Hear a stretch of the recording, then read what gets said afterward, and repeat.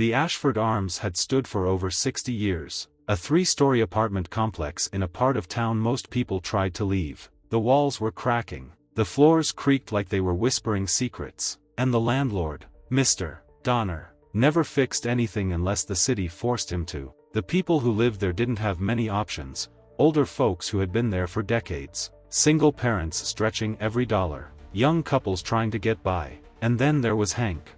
No one really knew when Hank moved in, but it felt like he had always been there. He lived in apartment 3B, right by the fire escape, and he was the only person who seemed to care about the building. He was a big guy, maybe in his 50s, with broad shoulders and silver-streaked hair. People knew he had been a firefighter once, but he never talked about why he left the job. There was something about him, though: the way he always noticed when someone's lock was broken, the way he checked the batteries in the hallway smoke alarms, the way he watched the building, like he was waiting for something. Sometime after 2 in the morning on a frozen January night, it happened.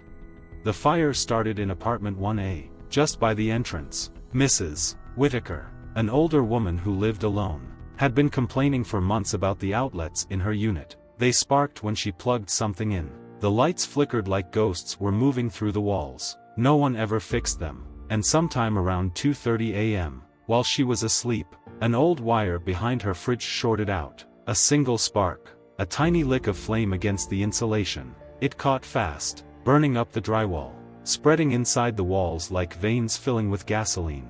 The fire chewed through the first-floor hallway in minutes, rolling thick black smoke up the stairwells like a tidal wave. At 2:47 a.m., the fire alarm should have gone off. It didn't. Miguel and Rosa were asleep in their second-floor apartment and the pounding on the door started. Loud, urgent, desperate. Miguel jolted awake, heart hammering, and stumbled to the door.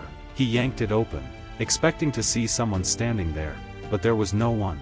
Just smoke curling through the hallway, thick enough to choke on. His stomach dropped. He turned back, shaking Rosa awake, grabbing their son, Leo, from his crib. The boy barely had time to whimper before Miguel wrapped him in a blanket and ran down the hall. Mrs. Carter was moving as fast as her 73-year-old legs would allow. She had woken up to the sound of someone shouting from the stairwell, "Fire! Get out!" But the smoke was too thick to see who it was. The lucky ones made it downstairs before the flames reached them, but not everyone was lucky. Hank woke up to the smell of smoke. Not just any smoke, electrical fire. He knew it immediately. The acrid scent of burning wires, the way it clawed at his lungs. He didn't hesitate. He threw on his old fire jacket, the one he hadn't worn in years but never got rid of, and grabbed his flashlight. By the time he stepped into the hallway, the smoke was so thick he could barely see. He didn't go for the exit. He went door to door, pounding with all his strength, shouting for people to wake up. Some doors opened, frightened faces peeking through, and he shoved them toward the stairwell. Then he reached apartment 3F.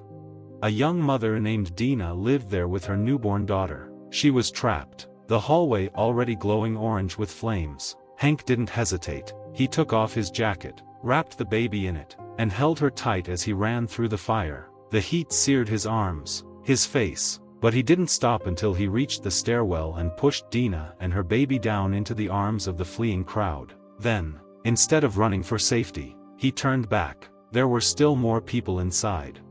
By the time the fire department arrived, the building was an inferno. Flames licked out of shattered windows, black smoke curling into the sky like something alive. People stood in the parking lot, wrapped in blankets, watching in horror. Miguel counted the faces. Where's Hank? No one had seen him come out. Inside, the heat was unbearable. The walls groaned, the ceiling sagged. Hank was still moving, still searching, when the third floor gave way. A deafening crack, a roar of fire, and then, silence. They found Hank the next morning, near the second-floor stairwell. His body was covered in soot, his clothes burned, but his face was peaceful. One arm was stretched forward, like he had been reaching for something. The coroner determined that Hank had died of smoke inhalation. Based on the burns, the fire didn't reach him until after he was already gone. So how did people hear him pounding on doors? How did Mrs. Carter hear him shouting from the stairwell? No one had an answer. The Ashford Arms burned to the ground that night. A month later, The remains were bulldozed, leaving nothing but an empty lot. A plaque was put up where the building once stood, with Hank's name on it. People never forgot. And sometimes, on freezing January nights, when the wind howls through that empty lot, you can still hear it. The pounding on the door.